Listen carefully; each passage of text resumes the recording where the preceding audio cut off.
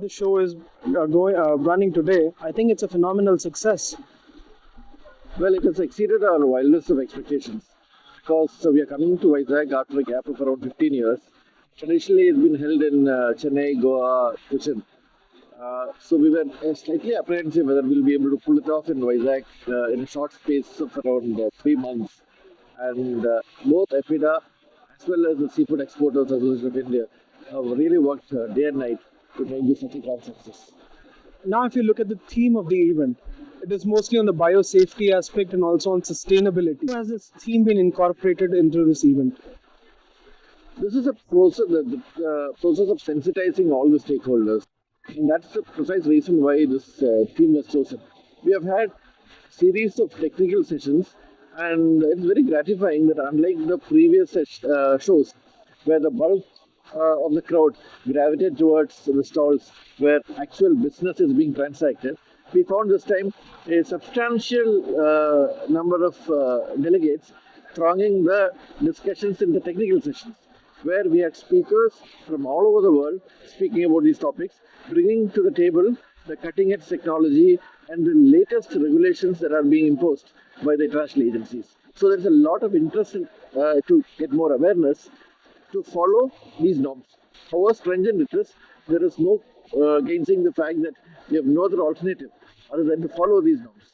Now, you also have an international presence in the show for these 3 days. So, from how many countries have the delegates come in? We have 27 foreign stalls out of the 300 stalls here. And we have agents from almost all the countries because India exports to more than 100 countries. Though the foreign delegates themselves per se may not have come, we have agents representing them. So, which is as good as foreign participation. I think for the past 3 years, India has been one of the stars in the Vanamai show. The next year on, how do you see the scenario progressing? I think Manamai will continue to be the mainstay of our exports. There is a huge demand in the world, all over, for Manamai, and there is no reason to ever doubt that it will ever slip. And we are on track. We are also aiming for self-sufficiency in seedlings. We are putting up a nuclear breeding center in Tamil Nadu, which will ensure that our dependence on foreign imports is gradually phased out over the next 5 years. We have also not lost sight of our traditional Indian black tiger prawn.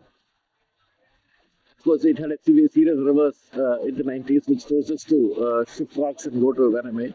But there is a huge latent demand for it, both in the domestic as well as the international market.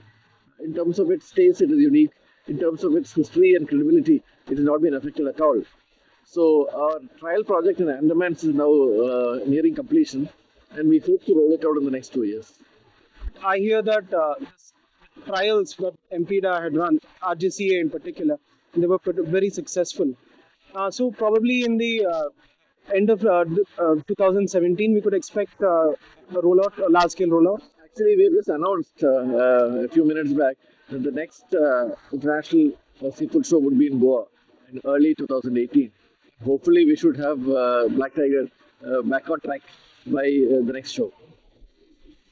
And now about the Broodstock Multiplication Center that is going to be set up. How do you think this is going to improve the current scenario in India? Obviously, when we have more multiplication centers, then the supply will go up. But in the new BMCs that we have in mind, we want to do it under the public-private participation mode. We want more and more private entrepreneurs to enter this field, so that once they work hand in hand with the government to conduct it in exactly the same way the present one in Vizag is being conducted, then that'll give them the confidence and the expertise to do it on their own, which is something that we are supporting fully. And now about spicing things up, you have brought in some of the administrative divisions of the Spices Board into MPEDA, which Mrs. Nirmala Sitharaman was talking about during the inaugural event. She said that there would be a statewide setup which will come under the aegis of MPEDA, and this will decentralize the activity. So, could you please tell us more about this? The reason why we thought of this in spices and the reason why we are thinking about it in replicating the same procedure in MPEDA is because of the lacuna in our approach. The mandate for production, the cultivation of spices, or even for fish farming is with the states. It's not with the government of India because it's a state subject. So the ultimate responsibility and the action is on the ground. What Spices Board or MPDA does is only in terms of overall quality control, certification, and export promotion, not in actual farming on the ground. So all the coordination issues, all the issues regarding land, regarding registration, regarding enforcement, regarding environment, all the nitty-gritties of bureaucracy is handled at the state level, on the ground.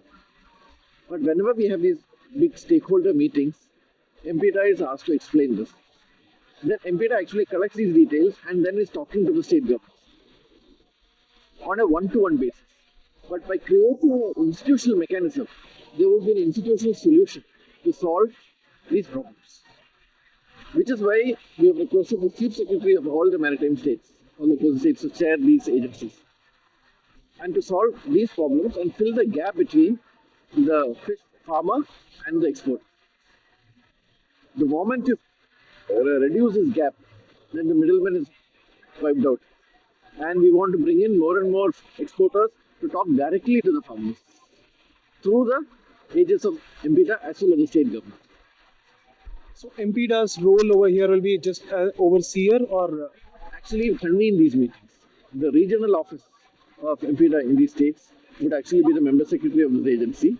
We would be getting all the people under one roof to deal with specific problems and then enable the state government to address export related issues, and we would respond to the farmers in such a manner that they get the highest price for their produce.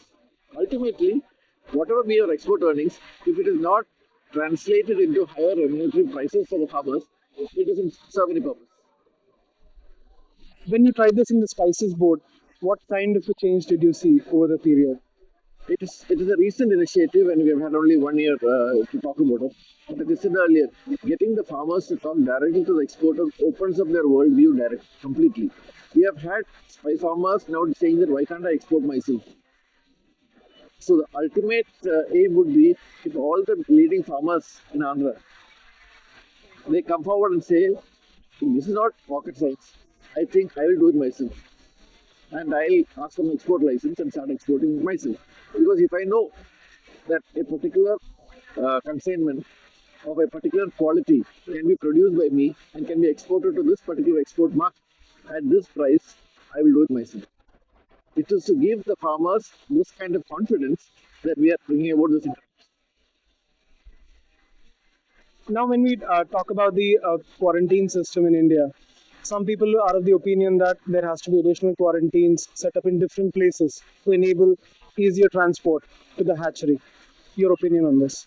Right now, we have a very fully functioning and highly effective quarantine facility in Chennai.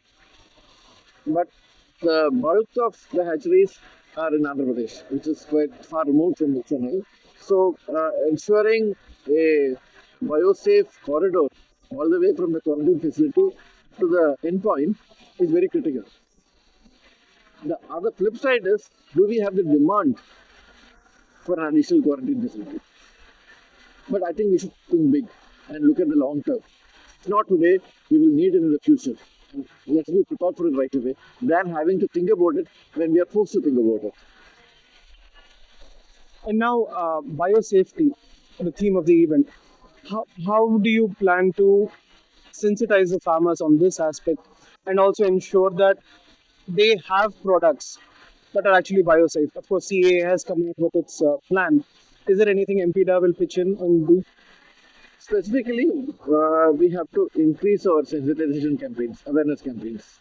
And we hope the state level agencies can be a very good umbrella to coordinate all the efforts of all the different stakeholders and different agencies already involved in this exercise to do it in a very coordinated and more effective manner.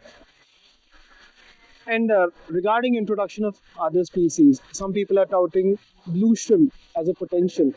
Is anything under the works to introduce blue shrimp in India? Not immediately. Some preliminary research work is in progress, but I think it's a long way off. And regarding any fish species for export, tilapia is one species that MPDA has been pushing into the market. suggesting to the farmers that it can be a potential species. Now, how has been the intake from the farmers? Uh, it is not as encouraging as we would have liked it to be, mainly because the price of tilapia is right now not all that attractive. But then this is a cyclical phase. But there are two areas in which we think that there is a huge demand in terms of value addition, in terms of the unit value realization, and that is mud crab and ornamental fishes. Two areas where we have neglected so far. So, as far as mud crab is concerned, we are coming up with a hatchery in Sri Lanka, in Andhra Pradesh, very shortly. And we hope that can be a good model to follow. We would like that as a demonstration plot so that others can come and replicate it elsewhere. So, the unit value realization of mud crab is one of the highest in the world. And the Indian seafood logo that we have for all, not for all, for those who adhere to some standards. Now, how has that progressed with the processors and the exporters? We need to have an intensive campaign to convince the importers that once you see this logo, then you can be rest assured that the government is fully ensuring or is fully committed to ensuring a particular standard. That message has really not gone across, as in the case of spices or tea. And we will try to implement the same focus in MP Raoul's. Is there any proposal for introducing aquaculture practice, GAP practice, like Vietgap or others? They have their own system, for example, Vietnam. In India, is there any idea of such sort? Preliminary work is in progress, and I think shortly we'll be able to come out with a discussion paper to circulate to all the stakeholders. For the next year, how do you see Indian exports? We've seen the bottom of the recession. Last year was a approximate 10% dip due to various factors. But the export figures for the first 5 months of this financial year is extremely encouraging. We're growing at the rate of more than 10%. So I think we will fill the gap completely and go back or maybe even exceed the record that we had set in 2014-15. Regarding sustainability in the fisheries sector, how is MPDA going to tackle the issue of unsustainable farming, fishing practices? We are pushing for more stringent enforcement regime by the state fisheries departments.